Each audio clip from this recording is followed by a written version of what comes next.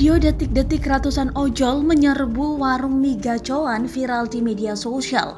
Video tersebut beredar luas di media sosial, salah satunya diposting oleh akun Instagram @merapiuncover Minggu 14 November 2021. Mereka meneriakkan yel-yel dengan kompak. Disebutkan pada unggahan tersebut adanya keributan antara pengemudi ojek online dengan pegawai salah satu tempat makan di kota Yogyakarta menjadi awal permasalahan.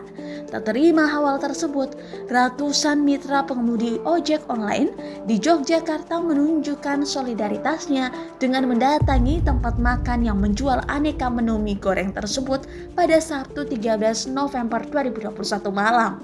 Unggahan serupa juga ramai di media sosial. Bahkan, topik gacuan hingga Minggu 14 November 2021 siang masih menjadi salah satu trending topik di Twitter. Ada pula postingan Twitter Balai Buku Progresif yang memperlihatkan kerumunan ojol tersebut. Dilansir dari kompas.com, Kapolsek Gondokusuman Kompol Surahman menjelaskan peristiwa tersebut karena kesalahpahaman antara karyawan restoran dengan pengemudi ojol.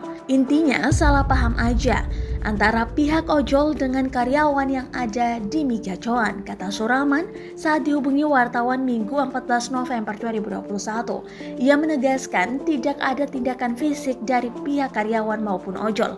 Permasalahan sudah diselesaikan secara kekeluargaan. Dikatakan juga Surahman, restoran mie gacoan untuk sementara tidak beroperasi karena masih pembenahan.